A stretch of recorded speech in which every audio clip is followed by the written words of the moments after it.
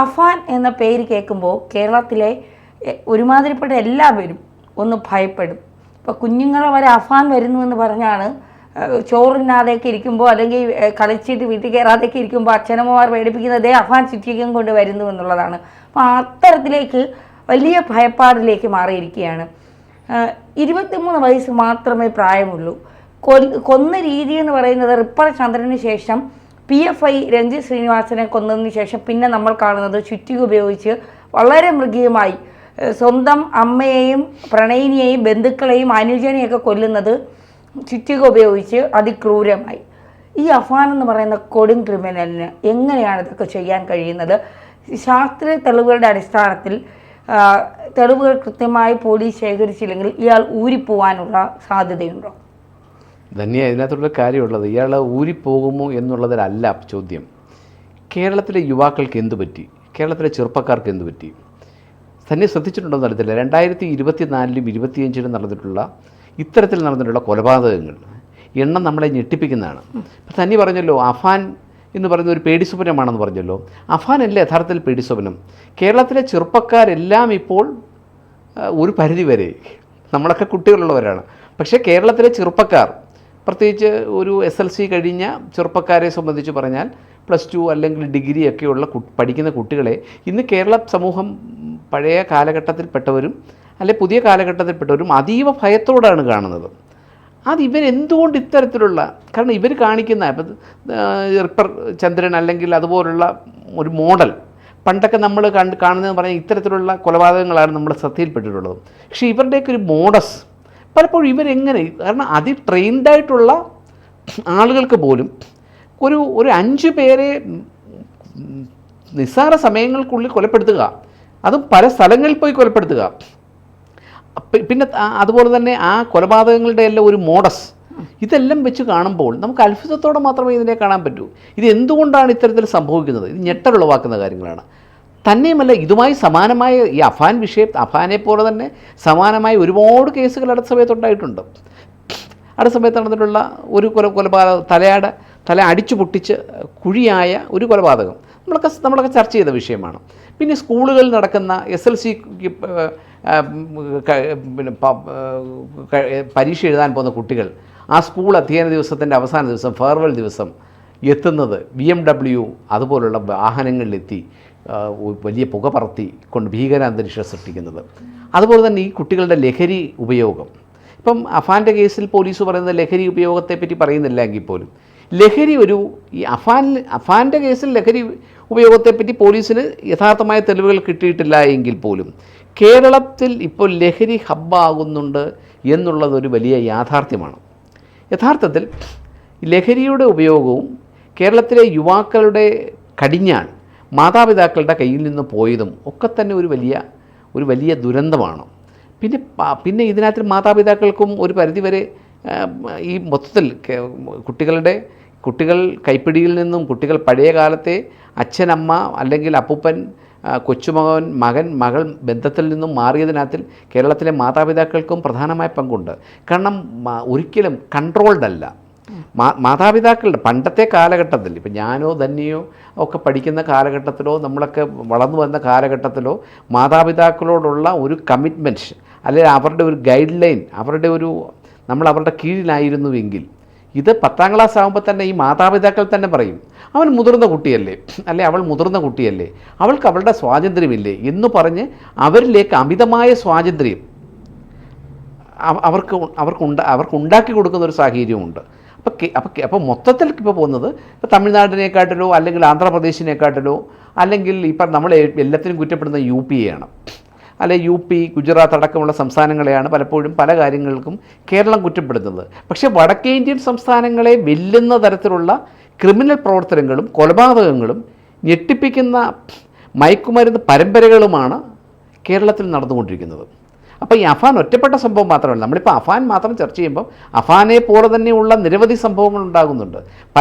ചില കുടുംബത്തിലുണ്ടാകുന്ന കൊലപാതകങ്ങൾ അല്ലാത്ത ചില സംഭവങ്ങൾ പുറത്തു പറയാൻ പോലും മാതാപിതാക്കൾക്ക് കഴിയാത്ത സാഹചര്യമാണ് ഇപ്പോൾ ഉണ്ടായിക്കൊണ്ടിരിക്കുന്നത്. ഈ അഫാൻ്റെ വിഷയം വരുമ്പോൾ സാർ പറയുന്നത് ശരിയാണ്. ഇപ്പോഴത്തെ പിള്ളേരുടെ ഒരു ജീവിത രീതി, ഏത് വഴിക്കാണ് ഇവർ, ആരാണ് ഇവരുടെ കൂട്ട്, ഇവരെ ഇപ്പോൾ രാത്രി കാലങ്ങളിലാണ് അഫാൻ്റെ സഞ്ചാരം എന്ന് പറയുന്നു. ഈ പകൽ സമയങ്ങളിൽ വലിയ ഇൻട്രോവേർട്ടായ ഒരു കുട്ടി, കുടുംബവുമായി അധിക ബന്ധമില്ലാത്ത, നാട്ടിൽ സൗമ്യ സ്വഭാവക്കാരനായ, അനുജനെ ജീവന് തുല്യം സ്നേഹിക്കുന്ന, അമ്മയെ പൊന്നുപോലെ നോക്കുന്ന ഒരു മകൻ, ഒരു സഹോദരൻ, കടബാധ്യത മൂലം വലിയ രീതിയിൽ പ്രതിസന്ധി അനുഭവിക്കുന്നതാണ്. പക്ഷേ രാത്രി കാലങ്ങളിൽ ഇയാൾ വീട്ടിലില്ല. അമ്മ പറയുന്നു തല ഇടിച്ച് വീണിട്ടാണ് തനിക്കിത് സംഭവിച്ചത്, മകൻ ചെയ്തതല്ല എന്ന് മജിസ്ട്രേറ്റിനും മൊഴി കൊടുക്കുന്നു, പിതാവിനോടും പറയുന്നു. അപ്പം എന്താണ് ഇതിലെ ദുരൂഹത? യഥാർത്ഥത്തിൽ ഈ അഫാൻ വിഷയത്തിനകത്തിൽ പോലീസ് പറയുന്നതോ ഇതിനകത്തിൽ പോലും നമ്മുടെ സംശയത്തിൻ്റെ നിഴൽ മാത്രമേ അതിനെ കാണാൻ സാധിക്കത്തുള്ളൂ. അല്ലെങ്കിൽ കാരണം യഥാർത്ഥത്തിൽ ഇതിനൊക്കെ അപ്പുറത്തേക്കുള്ള ചില യാഥാർത്ഥ്യങ്ങളും ചില വസ്തുതകളും ഉണ്ട് എന്നുള്ളതാണ് കാര്യം. കാരണം ഇയാളൊരു ഒരു ഒരു ഒരു സ്വഭാവം, ഒതുങ്ങിയ സ്വഭാവക്കാരനോ അല്ലെങ്കിൽ ഇയാളൊരു സൗമ്യനോ ഒന്നും ആയിരിക്കില്ല. ഇയാളൊരു ഒരു ഒരു പുറമേ കാണിക്കുന്ന ചില ഇയാളെ ഹൈലൈറ്റ് ചെയ്യുന്ന ചില പ്രത്യേകതകൾ മാത്രമായിരിക്കാം ഇത്തരത്തിലുള്ള ഒതുങ്ങിയ സ്വഭാവം എന്ന് പറയുന്നത്. യഥാർത്ഥത്തിൽ ഒരു ഭീകരമായ മനസ്സ്, ഒരു കൊടും കുറ്റവാളിക്ക് പോലും തോന്നാത്ത തരത്തിലുള്ള ഒരു മോഡസാണ് ഇയാൾ ചെയ്തിരിക്കുന്നത്. അപ്പോൾ ഒരിക്കലും നമ്മുടെ കേരളത്തിലെ പോലീസ് പറയുന്നതിനകത്ത് പൂർണ്ണമായും പക്ഷേ പോലീസിൻ്റെ കണ്ടെത്തലിലുള്ള പാളിച്ചയായിരിക്കാം, അല്ലെങ്കിൽ കേരളത്തിൽ അത് യഥാർത്ഥത്തിൽ അത് മാതാപിതാക്കൾ ഇപ്പം അവശേഷിക്കുന്ന ഇവരുടെ ബന്ധുക്കൾ ഇതിനെപ്പറ്റി വെളിപ്പെടുത്താത്തതായിരിക്കാം. എന്തായാലും ഇതൊരു സാമ്പത്തിക പ്രതിസന്ധി കൊണ്ട് മാത്രമുള്ള ഒരു കൊലപാതകമാണ് എന്ന്, അല്ലെങ്കിൽ സാമ്പത്തികമായ ബാധ്യത കൊണ്ട് മാത്രമുള്ളൊരു കൊലപാതകമാണെന്ന് ഒരിക്കലും നമുക്ക് വിശ്വസിക്കാൻ മാർഗമില്ല. കാരണം സാമ്പത്തിക കുടുംബം കടുത്ത സാമ്പത്തിക ബാധ്യത ഉണ്ടെങ്കിൽ ഇത്രയും പേരെ കൊലപ്പെടുത്തുന്ന ഒരു മാനസികാവസ്ഥയിലോട്ട് ഒരു വ്യക്തി, ഒരു ചെറുപ്പക്കാരൻ, ഒരു 23 വയസ്സുകാരൻ, 23 വയസ്സല്ലേ, 23 വയസ്സുകാരൻ എത്തുമോ എന്നുള്ളത് നമ്മൾ ചിന്തിക്കണ്ടേ? അതെ സാർ, നമ്മുടെ ഈ യുവതലമുറ എങ്ങോട്ടാണ് പോകുന്നത്? ലഹരിക്ക് മുഴുവൻ അടിമകളാകുന്നു എന്ന് പറയുമ്പോഴും എവിടെ നീ ലഹരി വരുന്നു എന്ന് ആരെങ്കിലും പരിശോധിക്കുന്നുണ്ടോ, അന്വേഷിക്കുന്നുണ്ടോ? ഈ കേരളത്തിലെ ലഹരി, നർക്കോട്ടിക്കും അതുപോലെ തന്നെ സ്പിരിറ്റും കേരളത്തിൽ എന്നല്ല ഒരു സ്റ്റേറ്റിലും, പ്രത്യേകിച്ച് കേരളത്തിൻ്റെ പ്രത്യേകത, ജോഗ്രഫിക്കലി ഉള്ള പ്രത്യേകത വെച്ച് കേരള പോലീസിൻ്റെ ഒരു എഫക്റ്റീവായ ഇടപെടലുണ്ടെങ്കിൽ ഒരു ലോഡ് സ്പിരിറ്റോ ഒരു നർക്കോട്ടിക്കോ കേരളത്തിലേക്ക് എത്തില്ല. അത് നമുക്കെല്ലാം അറിയാം. പക്ഷെ പലപ്പോഴും അത് അംഗീകരിക്കാൻ നമ്മൾ തയ്യാറാവുന്നില്ല എന്നുള്ളതാണ്. എങ്ങനെ ഇത്രയും ലഹരി സാധനങ്ങൾ കേരളത്തിലേക്ക് എത്തുന്നു? പലപ്പോഴും പോലീസ് പലപ്പോഴും എവിടെയാണ് നിൽക്കുന്നത്? പോലീസിനെ കുറ്റപ്പെടുത്തുമല്ല, പോലീസ് വളരെ എഫക്റ്റീവാണ്. പ്രത്യേകിച്ച് അടുത്ത സമയത്തായിട്ട് പോലീസിൻ്റെ ഭാഗത്തു നിന്ന് വളരെ നല്ല പോലീസ് ഓഫീസർമാരാണ് ഇപ്പോൾ പല ജില്ലയിലും SP-മാരായിട്ടിരിക്കുന്നത്. ഇപ്പം ലോ ആൻഡ് ഓർഡറിലിരിക്കുന്ന പോലീസ് ഉദ്യോഗസ്ഥൻ ADGP അടക്കം, മനോജ് എബ്രഹാം സാർ അടക്കമുള്ള ആളുകളൊക്കെ എഫക്റ്റീവായി കാര്യങ്ങളെ കൊണ്ടുപോകുന്നവരാണ്. പക്ഷേ ഒരു കാര്യം വളരെ ഗൗരവമായി കാണണം, പോലീസ് ആത്മാർത്ഥമായി ശ്രമിച്ചാൽ ഇതിന് തീർച്ചയായിട്ടും പരിഹാരം ഉണ്ടാക്കാൻ കഴിയും. കാരണം ഈ പോക്ക് വളരെ ഭീകരമായ പോക്കാണ്. 2025 ഇപ്പോൾ 2025 ജനുവരിക്ക് ശേഷം ഇന്ന് 60ാമത്തെ ദിവസമാണ്. ഈ 60ാമത്തെ ദിവസം കേരളത്തിൽ 32 പേരോളമാണ് ഈ ലഹരിയുടെ ഉപയോഗിക്കുന്നവരുടെ അക്രമത്തിൽ കൂടി കൊല്ലപ്പെട്ടിട്ടുള്ളത്. ഒരു വർഷത്തിൻ്റെ തുടക്കത്തിൽ 60 ദിവസം പിന്നിടുമ്പോൾ 32 പേര് ലഹരിയുടെ അമിതമായ ഉപയോഗത്തിൻ്റെ അടിപ്പെട്ട ആളുകൾ 32 പേരെ കൊന്നിട്ടുണ്ട് എങ്കിൽ ഈ 2025 അവസാനമാകുമ്പോഴേക്ക് ഇതെന്താണ് സ്ഥിതി? 2024 ക്രൈം റേറ്റ് എടുത്ത് പരിശോധിക്കുക. അപ്പം ഈ ക്രൈം റേറ്റ് ഉയരുന്നത് ഇതിൻ്റെ ഒരു വളർച്ച എന്ന് പറഞ്ഞാൽ ഞെട്ടിപ്പിക്കുന്ന വളർച്ചയാണ്. ഇത് കുതിച്ചു കയറുകയാണ്. സാധാരണ ഒരു 10ൽ നിന്ന് 20, 30 എന്നുള്ള നിലയിലല്ല, ഒരു 10ൽ നിന്ന് 100ലേക്കാണ് കുതിച്ചു കയറിക്കൊണ്ടിരിക്കുന്നത്. അപ്പോൾ ഇത് വളരെ ഗുരുതരമായ പ്രത്യാഘാതങ്ങൾ ഉളവാക്കും.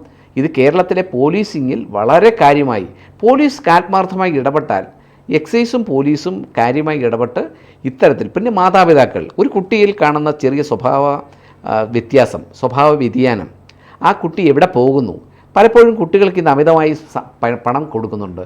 കുട്ടികൾക്ക് എല്ലാ സൗകര്യങ്ങളും സൗകര്യം കൊടുക്കരുതെന്നല്ല പറഞ്ഞത്, പക്ഷേ കുട്ടികളെ വഷളാക്കുന്നതിൽ മാതാപിതാക്കളുടെ പങ്ക് വളരെ വലുതാണ്.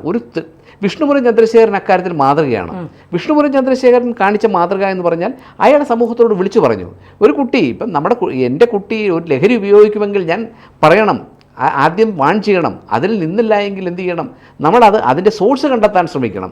പലപ്പോഴും രക്ഷകർത്താക്കൾ അത് ശ്രമിക്കുന്നില്ല എന്നുള്ളതും ഇത്തരത്തിലുള്ള ഈ അഫാനെ പോലുള്ള സംഭവങ്ങൾ ഉണ്ടാകുന്നതിന് ഒരു പ്രധാനപ്പെട്ട കാരണമാണ്. അഫാൻ എന്തായാലും പേടി സ്വപ്നമാണ്. അഫാൻ പേടിസ്വപ്നമായി നിൽക്കുമ്പോഴും അഫാനെ പോലെയുള്ള ഒരുപാട് ചെറുപ്പക്കാർ, അഫാനേക്കാട്ടിൽ ഭീകരരായിട്ടുള്ള ചെറുപ്പക്കാരും കാണാമറയത്ത് നിൽക്കുന്നു എന്നുള്ളതും ഒരു യാഥാർത്ഥ്യമാണ്. തീർച്ചയായും.